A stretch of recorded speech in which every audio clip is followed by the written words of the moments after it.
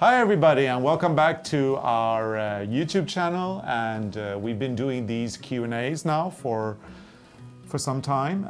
Very happy with all the questions that have come in, and it turns out there's so many that we're splitting this up in different episodes, so here we go. Part 1 and part 2. Yeah, and maybe, you never know, Part 3.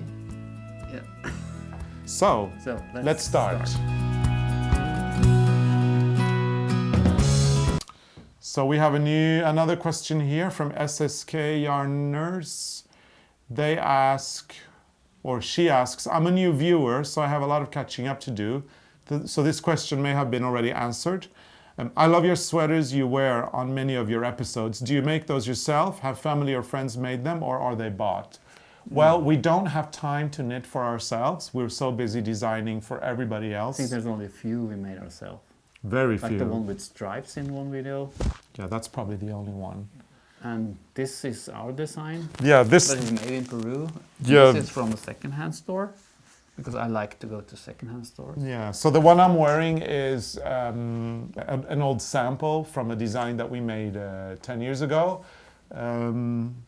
This is not what we'd call a vintage one. This is more of a second-hand from a thrift store sweater. Thrift store sweater jacket.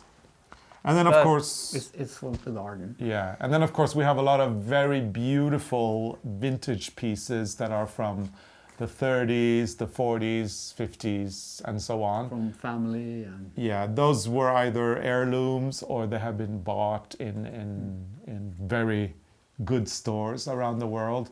And yeah, those are part of our very big collection of vintage knitwear that we have. Yeah. And we also have a lot of UFOs. Yeah. Unfinished objects, because we have this idea of making a sweater and it ends up with one sleeve or half a body. Or that happens all the time. All the time. But so basically, no, we don't knit for ourselves, and usually no, you can't have the pattern of whatever we're wearing because we probably didn't make it ourselves. It's probably a vintage piece, a second-hand piece, or a very old sample from an industrial design that doesn't have a hand-knit pattern. And then we've got a question from Holland, I think, from Hawk. No, Hawk and Bray, that means knitting and crocheting in Dutch. I learned that much already. Anyway, the question is, which knitting pattern that you design do you like the most, or do you knit the most? I like watching the two of you knitting. So which one is your favorite? Favorite pattern? I think I'm more into figures, like knitted mouse and knitted dolls. I like to do that more than patterns. Yeah. My favorite is the Christmas ball pattern, the dance around the Christmas tree.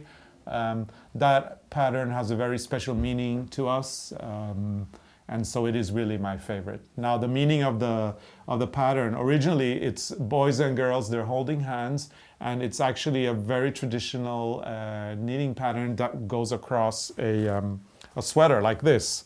But in Christmas time in Norway, there's this tradition when you're with your family, and especially with the kids, because for us Christmas is all about the kids. And when we've been celebrating, when your nephews and your nieces were younger, we do the dance around the Christmas tree holding hands. So when we developed the Christmas ball patterns, we realized that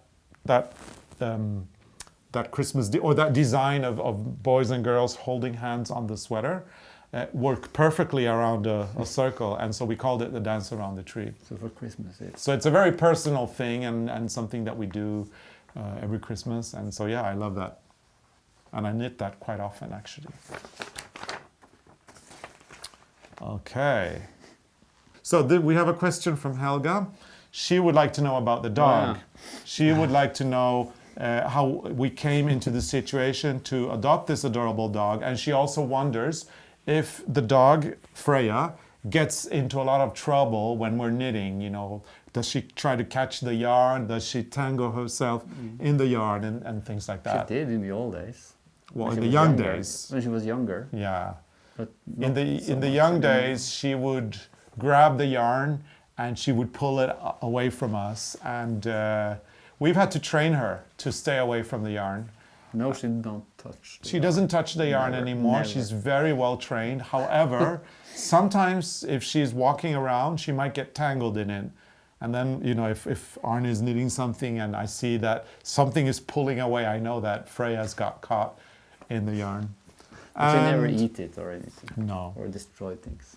And She's well, a good dog. she's a good dog. And the reason why we actually have her is because she was not really supposed to happen when her mother got pregnant. It was an accident, and the breeder didn't really know what to do. And we know her breeder; she's a friend of ours, so we decided that we could take her on if she couldn't find anyone else to care for her, and that's how we ended up with her.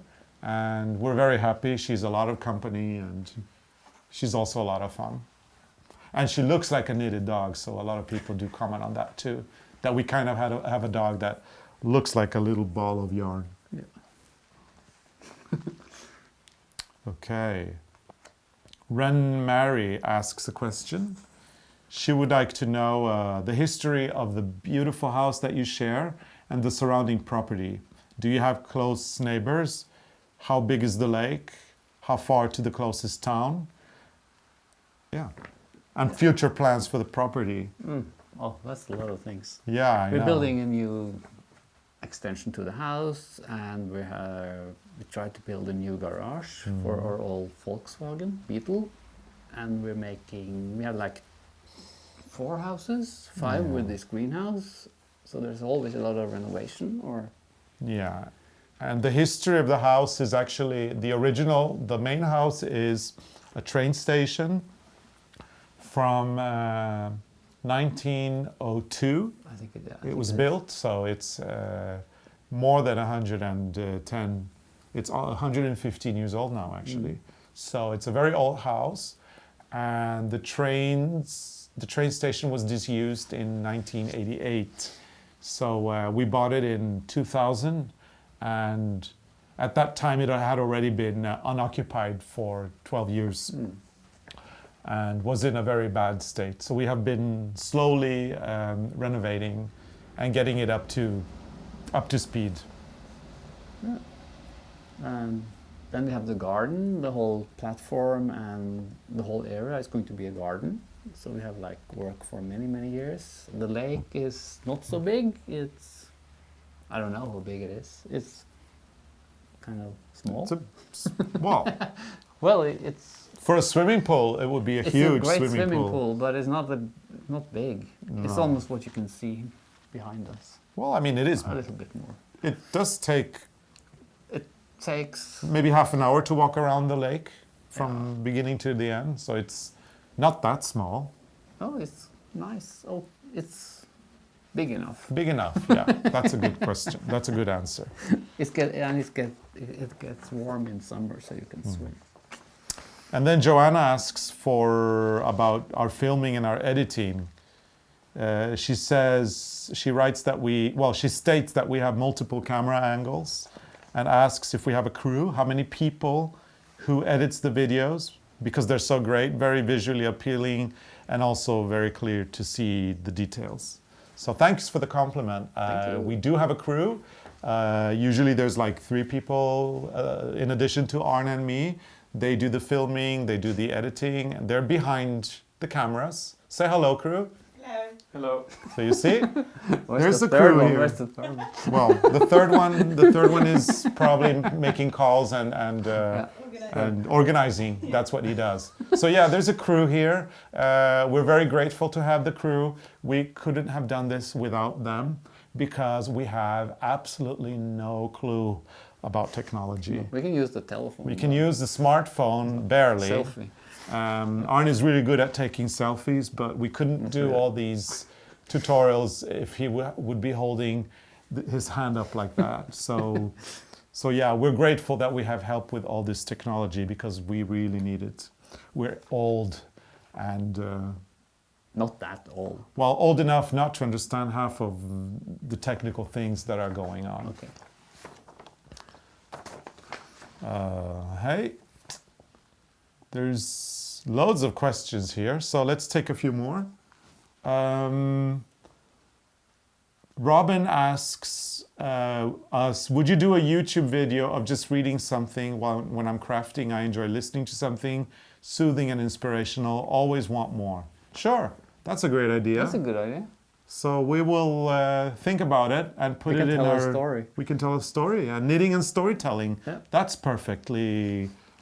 fits perfectly well together. Yes. So let's put that in our little book, and maybe we will do that at some point. Great Musical Moments asks, well, she says that, or he, that it's absolutely terrific. I too would love a video someday with a little tour of your vintage knitwear collection. Oh, that's a good idea. We can do that also. That's a new video. So that will be another one for the books. Thank you for the tips. Thanks for the tips. And we're going to write that down and look into that. So Devi asks if we could do crochet birds because she doesn't knit. Actually, we are probably not going to do crocheted figures. No, not like the Japanese style. No, there's so many people doing it. So yeah, so many people are doing the amigurumi and they do it so well. So we're going to let them do that. I'm sure you can get loads of crocheted patterns for birds. But we can always do a bird in a different way with crochet. Like we can do a bird blanket with birds or something like that. So, yeah. You get a bird. You'll get a bird, but not a 3D bird. No, not That's a 3D bird. We want to say. Next question from Sharon. She would like us to pronounce our last names. Yeah. So in Norwegian, my name is pronounced Zachrison. My name is Nerjordet. So Zachrison, Zachrison and Nerjordet. But sometimes it feels like we lost our last names 15 years ago when we started our work. You know, we have ARNE CARLOS, it's our artist name, and it's kind of like Cher or Madonna or Bono, I guess. So, yeah, nobody really knows us by our last names anymore. Yeah. The Cher and Bono, the knitting world. That's us. That's us. Yeah.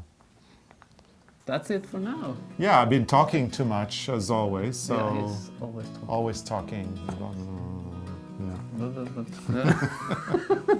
So anyway, stay tuned, and there will be more coming from us next week. Bye. Bye.